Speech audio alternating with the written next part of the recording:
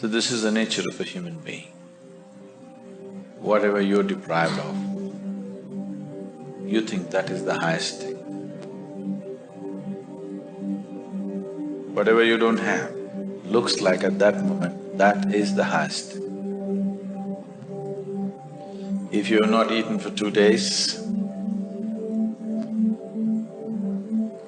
food will be God. So, yes.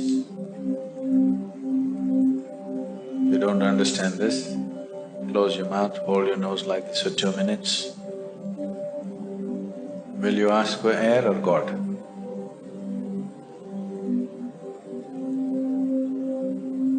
God comes and says, you want me or air? You'll say, hell with you, I want to breathe. Because whatever at that moment you're deprived of, that takes on enlarges itself in such a way, it blocks everything out. Or in other words, when you're in any state of compulsiveness, you don't see anything the way it is, it gets exaggerated. If your bladder is full, 1 minute, I'm talking about enlightenment, your bladder is very full. Are you interested? I don't want any enlightenment. Right now, going to the bathroom feels like ultimate liberation. Yes or no? So just about anything. When you're in a state of compulsiveness, you don't see anything the way it is. Life will get distorted to make you think that that is it at that moment. So like this, human life passes from one compulsive state to another, never allowing yourself that little bit of space where you could see things the way they are. If you do not even see life the way it is, can you handle it the way it needs to be handled? It doesn't arise, isn't it? If you don't see things the way they are, you can never handle it the way it needs to be handled. Because of this, in many ways, individual human lives and whole societies have become distorted humanity. When I say distorted, it's normal, I mean normal.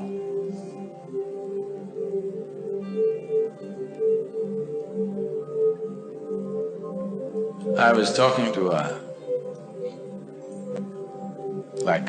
14, 15-year-old kids in a school. And I couldn't believe that. I was talking to about 11, 12 of them, young boys and girls. And something came up and I was just asking them what are they going to do next because they were in their 10th standard or something. They're only talking about finding a job and earning a living.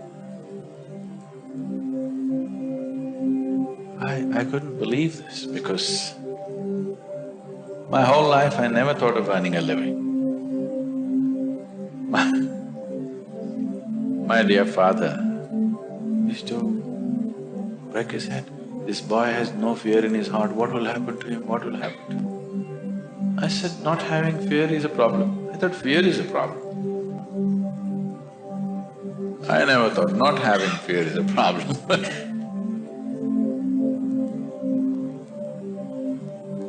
So, according to the dictates of the divine, I was supposed to become a doctor because my father is a doctor. At the age of 10, I told him, no, that's one thing I'm not going to be, I'm not going to be a doctor. But every day, somebody is trying to work on me, you must become a doctor, you must become a doctor. No, Indian family. You must become a doctor, if you cannot… Of course, now they've all shifted to software. I was I was… I was in Chicago just 8 days… just 2 days ago I came to India. So 1 week ago, 8 days ago, I was in Chicago. And an Indian person came and I asked, okay, what are you doing? What else, Sadhguru? That means he's a software engineer.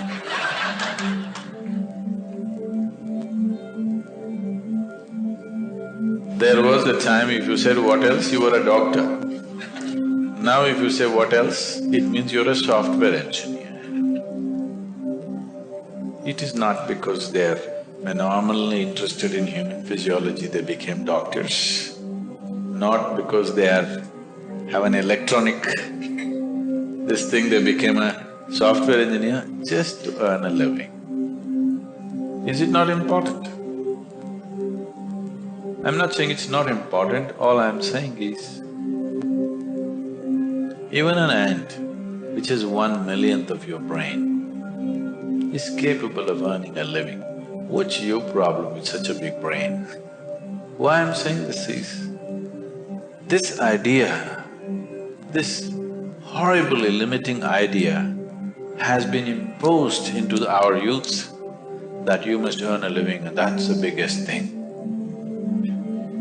This big brain, earning a living is actually a problem on this planet. I know everybody's been conditioned to believe that. It is not so, I'm telling you. It is not so. Earning a living is a petty thing for human consciousness, but unfortunately, whole humanity is investing all its energies and intelligence in just earning a living. If this one thing does not change in the world, that… I'm not saying one should not, all I am saying is, it need not occupy the entirety of human consciousness to earn a living. If you put one little finger to work, it'll earn a living. It's capable, this is capable of that. All human genius has been smothered to death simply because everybody is thinking how to earn a living, how to earn a living, The moment they can earn a living, they will sit down and become fat.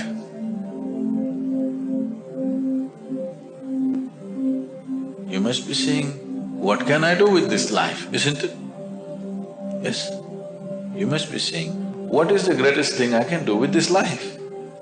Because one day you'll fall dead, do you know? You'll fall dead one day. So before you die, whatever is the peak possibility for this life should happen, isn't it? I earn my living, I earn my living. This is a big pride. Why don't you see every insect, every worm, every bird, every animal, every creature on this planet is earning a living? What is there to be so proud of about I earn my own living? Everybody's earning their own living, isn't it? Only human beings are making a big issue out of it. Too big an issue. When I look at it, how human intelligence has been sacrificed at the altar of earning a living is unbelievable. How many things human beings could have done, how many incredible things they could have done, but instead of that, they're earning a living.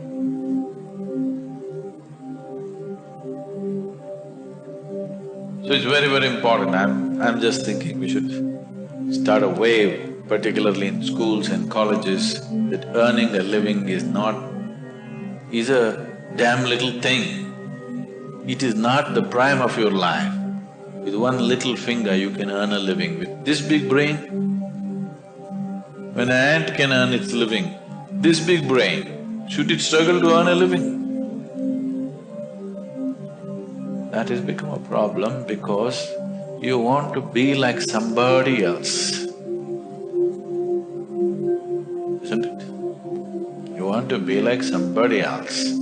That enslaves you. And once you're into this chakkar, nothing else is possible, it just keeps you going and going and going endlessly. Now this possibility of This simple thing called yoga is not about twisting your body, it's not about getting fit, it's not about getting healthy. All these things nature will do for you, if only if you live in tune with it. This is about understanding the geometry of the cosmos through the geometry of your own system. I'm calling this a geometry because cosmos is a geometry, isn't it? Planet Earth is going around the sun. What is it? A diesel powered? You get big diesel engine is pushing it. If it was, the roar of that engine would have killed us. Just the perfection of geometry just keeps going and going and going, isn't it?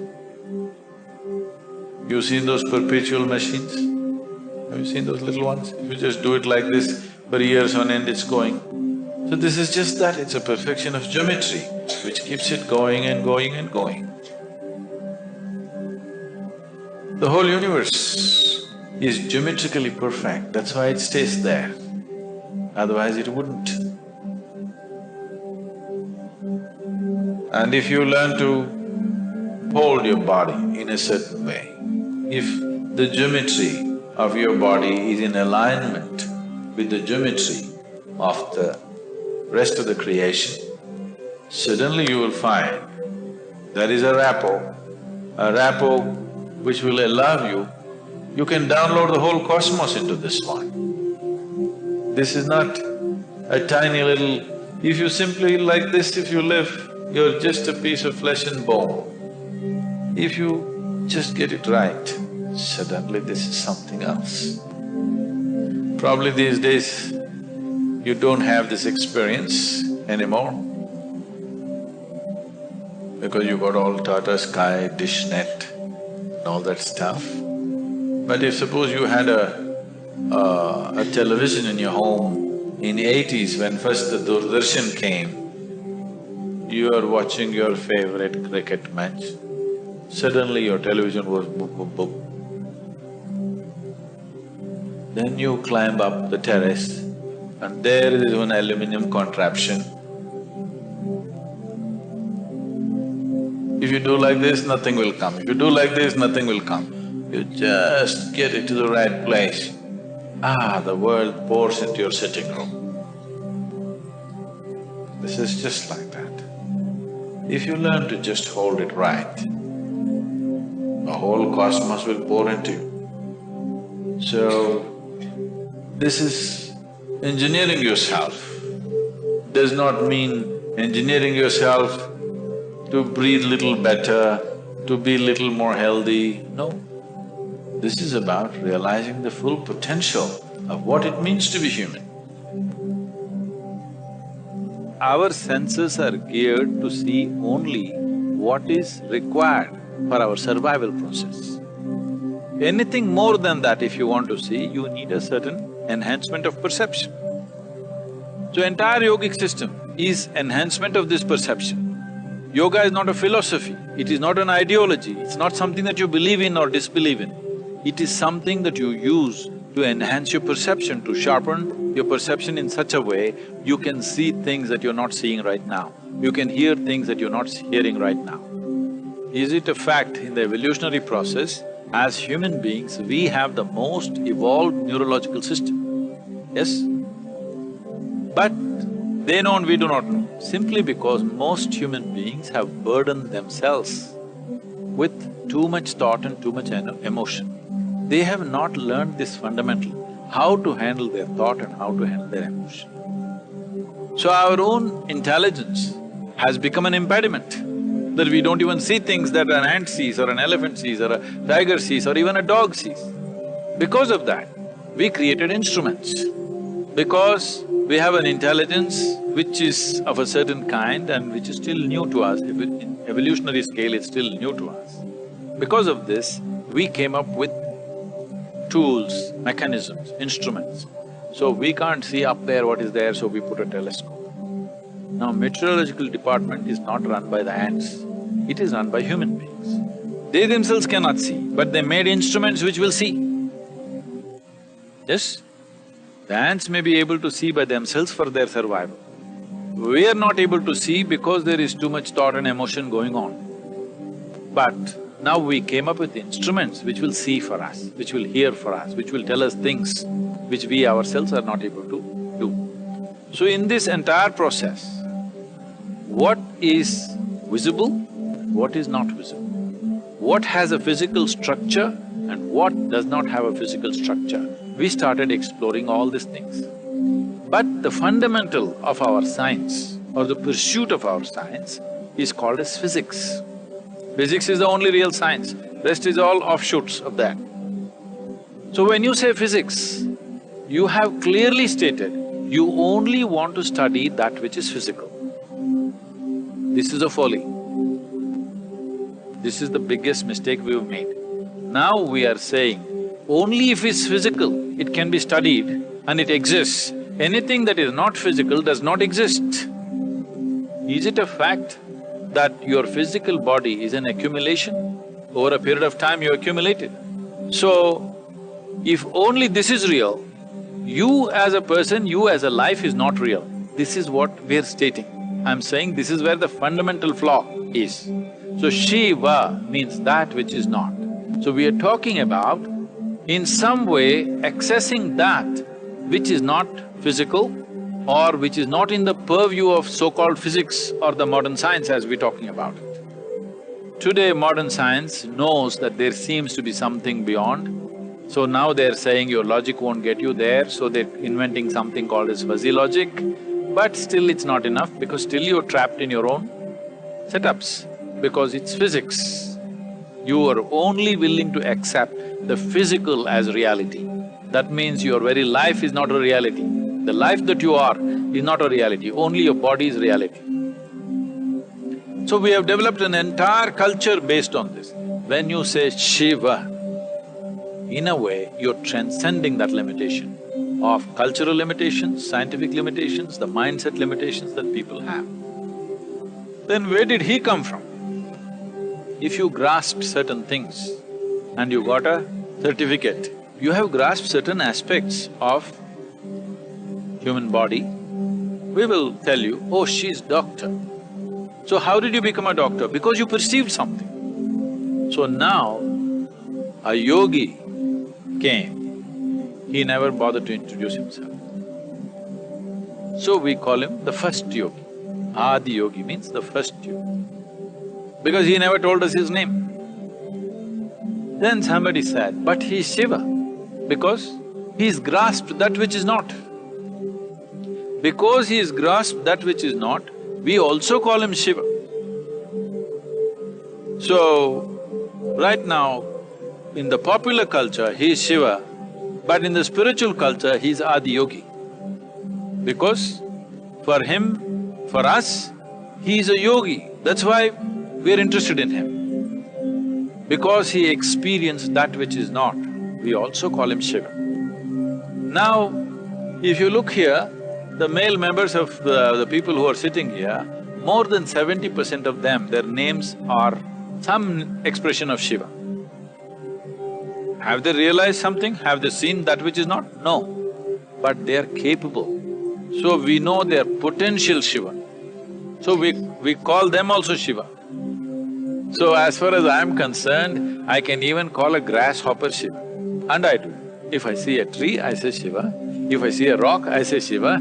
If I just look into the empty sky, I say Shiva. If I see moon, I say Shiva. If I see star, I say Shiva. So, are these rocks going to realize that they're Shiva? No. They may not realize, but I have realized. That's a big difference.